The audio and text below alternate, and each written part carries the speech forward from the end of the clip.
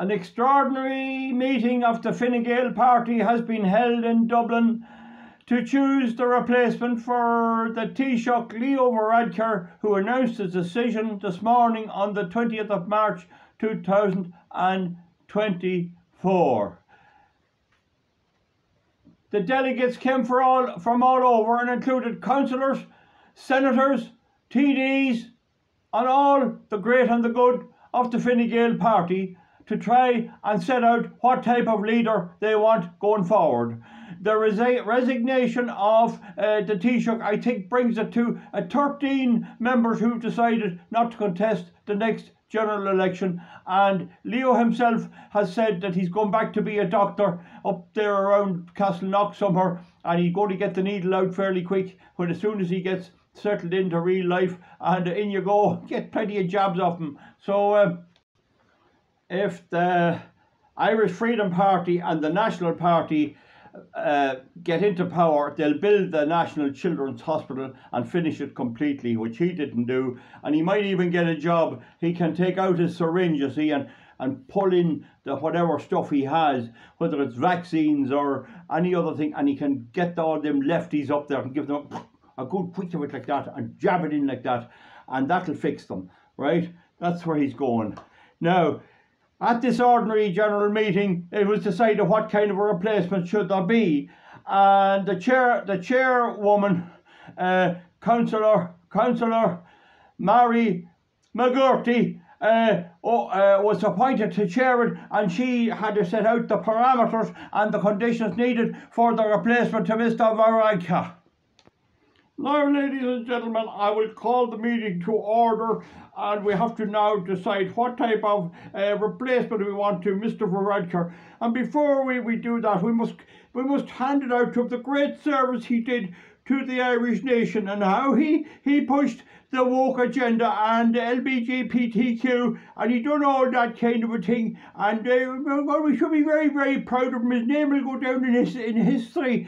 We'll have to put a plaque up on the Fine Gael headquarters to commemorate him when he's gone off to be a doctor when they build the National Children's Hospital. But anyway, folks, now, I think myself now that we should appoint a woman. Oh, a woman. Oh, we need a woman. I mean, you look at the contribution to mammies. You look at all the women that came out to vote to keep the mothers in the home. So we should have a woman, and we should have a young woman, and we should have a woman with babies. She should have babies, and she should have had children and all of that. And we must have inclusivity. But also, maybe we'd have a lesbian woman, we might have a gay woman, and that'd add to the inclusivity and the diversity that we hope to get in our new leader. We've appointed them all over the place in all kinds of things like RTE and the Gardaí and all of that. And because, folks, it was a great job, they've done a great job. So I propose that we say straight away it should be a woman.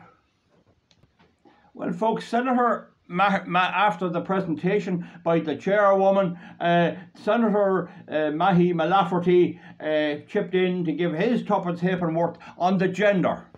Well, I'm not so sure now about that. I think it should be a man. It should be a man, and preferably a farmer. We're losing the farmers' vote, you know, with all of this old thing about greenery and all that. And I would now say maybe that women haven't been that popular. Don't forget the Monona Hearden, the Irish women, voted no to the 2 referenda.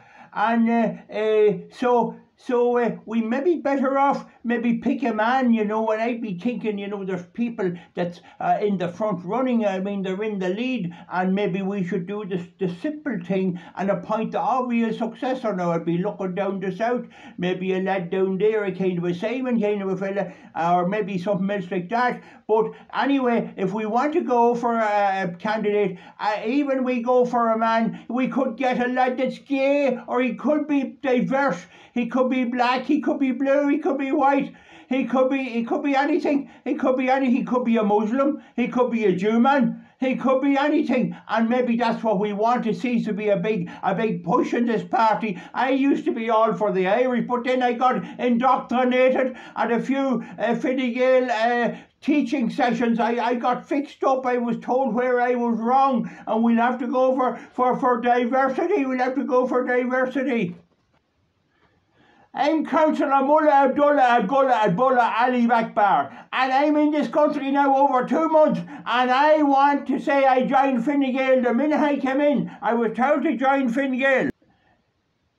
And I'm a member of the Muslim community, and I'd be the ideal man to get the votes up there now, and we bring in a big heap of the rest of us over from other countries like Saudi Arabia and Iraq and Somalia and all of them places, and we would do well here, and I'd make sure, I can guarantee you, that every Muslim will vote the way I tell him, because if he doesn't do it, he'll find himself at the end of a rope somewhere. I tell you, we'll sort out that. I think I should be appointed to that job. Well, Councillor down from just Clondalkin, his Councillor Manny Netanyahu, he is a Jewish person, and he wanted to say his piece.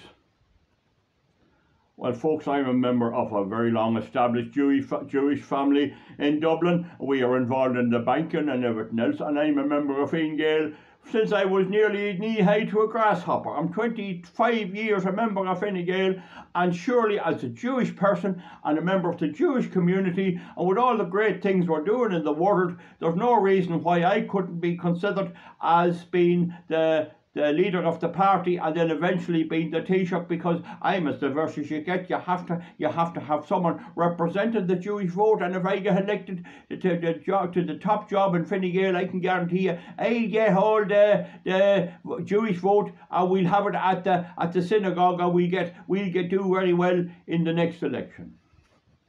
Councillor Seamus McGuigan then spoke up, and his job is the secretary of the meeting. His job is to keep the notes and to advise on the rules, and he had the rules out there. Now, the chairwoman would be for the overall chairing of the meeting, but he has a big say. You have to go by the rules. So he then added his bit. Now, just at that moment, there was an interruption. There was a Hindu fella, a Sikh lad was there, and he put his hand up, and the chairwoman let him have his wee speech. To the chair, I'm Rishi Sunak Wunuk. I've just been kicked out of a job in London. I was the Prime Minister over there.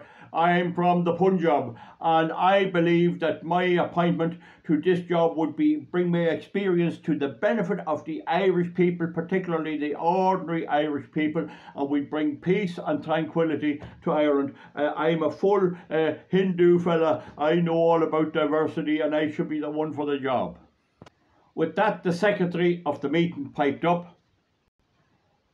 To the chair, Madam Chair, if we appoint a man, we have a lot of people here who are disqualified. They're disqualified because of the ritual they undergo. It's Rule 16.2. Rule 16.2. They undergo a ritual surgery when they're young, or maybe not so young in some cases, but they don't volunteer if they're over the age of 6, I can tell you that. And that means that they can't be eligible to be the male leader of the Fine Gael party. The chairwoman demanded to know why.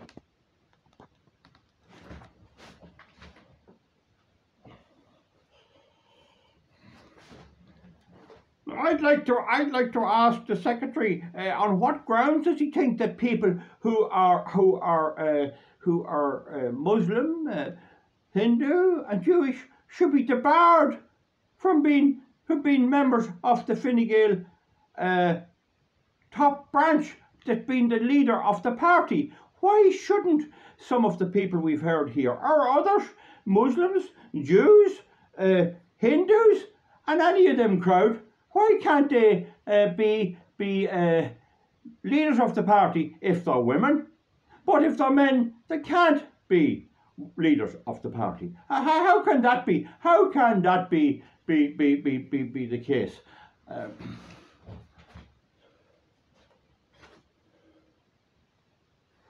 Well, madam, if we read the rules here at 16.2, the Rule 16, these candidates are all circumcised. The Muslims, the Jewish men, and the Hindus are all circumcised, and they're disqualified. They're disqualified on that account. Well, folks, at this stage, though, there was a sense of outrage and bewilderment. There was a sense of outrage and bewilderment that the secretary should insinuate that certain people of certain religious backgrounds, particularly the men, were disqualified from being the leaders of Fine Gael, and they demanded to know from the secretary what the problem was, and he gave his reply. Well, ladies and gentlemen, the rule 16.2 of the Fine Gael party, which is a long-standing rule, specifically says that any man wishing to be leader of the party and put his name forward must be a complete prick. He must be a complete prick, and they're disqualified.